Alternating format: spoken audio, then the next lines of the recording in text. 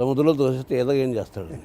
యుద్ధరంగంలో పడేసిన తర్వాత చావు వాడు చంపు, నువ్వు వాడిని చంపలేకపోతే వాడిని చంపుతాడు.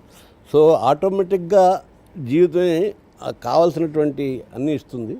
నాకు సాధారణంగా ఏ విషయమైనా క్విక్గా నేర్చుకోవడం కూడా అలవాటు. పైగా నాకు అవసరం అది. ఒక అవసరం కొద్దీ వెళ్ళిన వాడిని చాలా శ్రమపడి, అంటే తొందరగా ఇవ్వాలి అంటే నేను ఒక గంట సేపే రాస్తాను తర్వాత రిలాక్స్ అవుతాను అంటే కుదరదు కాబోసు. సో మరి నాకు అలాగా రోజుకి 17 గంటలు 18 గంటలు మేలుకోవడం ముందరి నుంచి అలవాటు, అంతకుముందు 15 ఏళ్ళ నుంచి అలవాటే. ఆ అలవాటు మూలాన్ని రాత్రి తెల్లవారులు కూర్చోవటం, సాయంత్రం పాట ఇచ్చినవాడు మరుసటి రోజు పొద్దున్న నుంచి కానీ వాడు మామూలు మానవుడు కదా, నిద్రపోతాడు కదా, రాత్రి నిద్రలో వెళ్ళిపోతుంది. అడిగిన వెంటనే పాట వచ్చినట్టే భావిస్తాడు.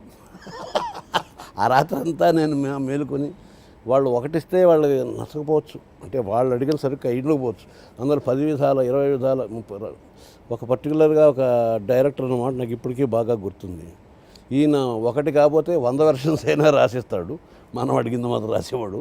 కాకపోతే ఆ 100 వెర్షన్స్లోనూ ఏదో ఒక వెర్షన్ మనం ఆకర్షిస్తుంది, మనం ఆకట్టుకుంటుంది అని అది తీసుకునేవాడు. అంటే ఇక్కడ నేను చెప్పదలుచుకున్నది పర్టికులర్గా ఏంటంటే నా గొప్పతనం గురించి కాదు, మానవులందరినీ సగటు కడితే సగటు మానవులు అందరూ ఒకలాగే ప్రవర్తిస్తారు. విడివిడిగా మనుషులను చూస్తే అలాగైనా ప్రవర్తిస్తారు. కానీ ఇక్కడ దర్శకులు నిర్మాతలు వాళ్ళు మడిగట్టుకుని ఒక ఒట్టేసుకుని ప్రమాణం చేసి అశ్లీలమైనవి మాత్రమే ఇస్తాం, చాలా చండాలంగా ఉన్న ట్యూన్లు మాత్రమే ఇస్తాం అని ఎవరు రాదు. వాళ్ళు జనాకర్షణ, జనానికి ఎక్కువ దగ్గరగా ఏది వెళుతుంది అది ఇద్దామని ఒక ప్రయత్నంలో ఉంటారు. ఆ ప్రయత్నంలో కన్ఫ్యూజన్ కూడా సహజమవుతుంది. ఇది విద్వాంసులు కాదు, మాస్కి, ఈ మాస్ క్లాస్ అనే విచిత్రమైనటువంటి పదాలు సినిమా రంగంలో ఉంటాయి. మాస్ అంటే మేము చదువుకున్న చదువు ప్రకారం పదార్థం, శక్తి. క్లాస్ అంటే ఏంటో నాకు తెలియదు, what ever it is. So ఆ కన్ఫ్యూజన్లో అడుగుతారు తప్ప వాళ్ళ హృదయాలు వాళ్ళు కూడా మనుషులే కదా. అంటే సాధారణంగా సినిమా వాళ్ళు, సినిమా దర్శకులు, సినిమా గాయకులు, సినిమా నటులు, చూసే ప్రేక్షకులు ఇన్ని రకాలుగా ఉండరు మనుషులు. బేసిక్గా అందరూ మనుషులే. ఆ బేసిక్ టెండెన్సీకి కనుక మనం క్యాటర్ చేయగలిగితే వాళ్ళు ఒప్పుకుంటారు. అందమైనటువంటి భావాన్ని చెప్తే ఒప్పుకోని వాళ్ళు అక్కడ మడిగేసుకోలేదు. ఈ భావం అందంగా ఉంది, అందుబాటుగా ఉంది, ఇది కావాలి. అందుబాటులో లేకపోతే వాళ్ళు వద్దంటారు తప్ప అందుబాటులోనే ఉంది, అందంగా ఉందంటే ఒప్పుకుంటారు. సో అప్పటి నుంచి నాకు అది ఒక పోరాటమైంది, ఒక ఆరాటమైంది, ఒక ఆనందకరమైనటువంటిది. అంటే కేవలం నాకు భుక్తికి డబ్బులు ఇచ్చేటువంటి వృత్తిగా మాత్రమే కాకుండా నా అంతరంగంలో చెలరేగే అనేక భావాలని ఇతరులతోటి వాళ్ళకి అందుబాటు అయినటువంటి భాషలోను, వాళ్ళకి అందుబాటు అయినటువంటి సంవిధానంలోనూ పంచడం ఎలాగా అనే ప్రశ్న నాకు నేనే వేసుకుంటూ దానికి సమాధానం చెప్పుకుంటూ పాటలు రాయడానికి పనికొచ్చింది. గృహమే కదా స్వర్గసీమ అన్నదానివి గృహమే కదా స్వర్గసీమ అని అడిగారు.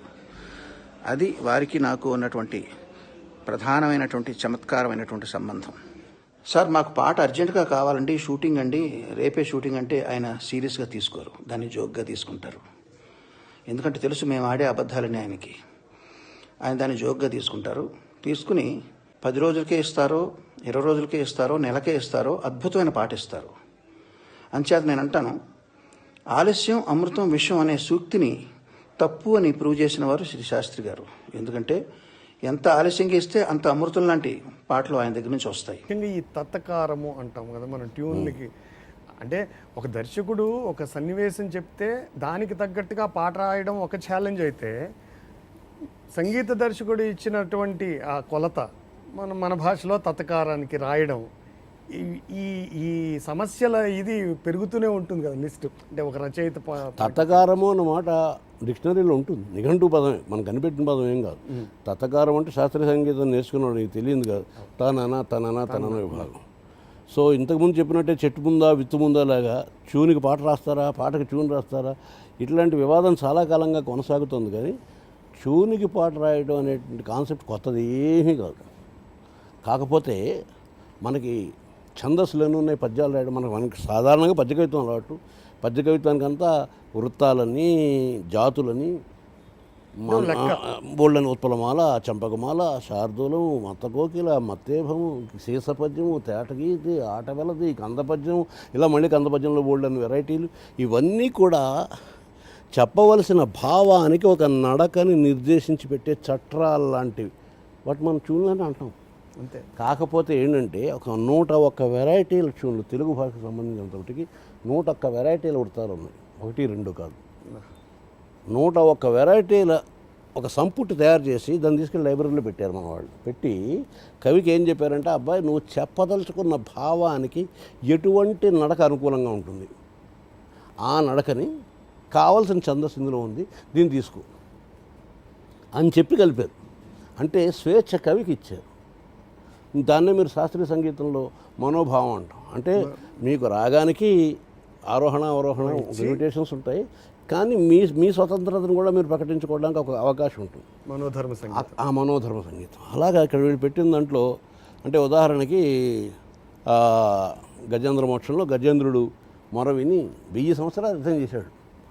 ఇంకా చాలే నా పట్టుతో నా మగసిరి నా పౌరుషం సరిపోయి అని అప్పుడు కళ్ళు తెరిచి నీవేదప్పని తప్పరం పెరుగు మన్నింపందగం దీను నిన్ రావే ఈశ్వర కావవే వరద సంరక్షించు భద్రాత్మగా అని ఒక పెద్ద 7 పేరు కేకేశాడు. అప్పటిదాకా పట్టించుకోలేదు ఆయన. సరే యుద్ధం చేస్తున్నట్టు చేసుకొని మధ్యలో దేవుడా నువ్వు ఉన్నావా, ఉంటే హెల్ప్ చేయరాదు ఇలాంటి మాట్లాడిగాడు తప్ప నా వల్ల అవలేదని సరెండర్ అవ్వాల. ఇప్పుడు సరెండర్ అయ్యాడు కాబట్టి నేను వెంటనే వెళ్ళి రక్షించాలి. ఆయన ఉన్న పడాన్ని గబాలు లేచి వెళ్ళిపోయాడు. అంతసేపు లక్ష్మీదేవితో చిన్న జోదం చిన్న పాచికలు ఆడుకుంటున్నాడు, పులి జోదం ఆట ఏదో. గబగబా లేచి వెళ్ళిపోతుంటే ఎక్కడికి వెళ్ళిపోతున్నాడు ఈయన చెప్పా చేయకుండా చెప్పాడు అసలు అని ఆవిడ కంగారు పడుతుంది. ఇప్పుడు అడుగుదామంటే చాలా హడావిడిలో ఉన్నాడు, ఎలా అడిగితే చెప్తాడో చెప్పడా, ఏమిటి అలాగ అసలు నా పట్టుకొంగ చేతిలో ఉంది, అది వదలడు, తనకేమో జుట్టంతా చెదిరిపోయింది, సర్దుకోడు, ఎలాగ అలా అటు వెళ్ళిపోతున్నాడు అన్న భావం వచ్చింది ఫాదర్ గారికి. అప్పుడు లైబ్రరీలోకి వెళ్ళాడు, తనకు కావాల్సిన ట్యూన్ తెచ్చుకున్నాడు. దాన్ని సర్వ లఘు కందము అంటాం.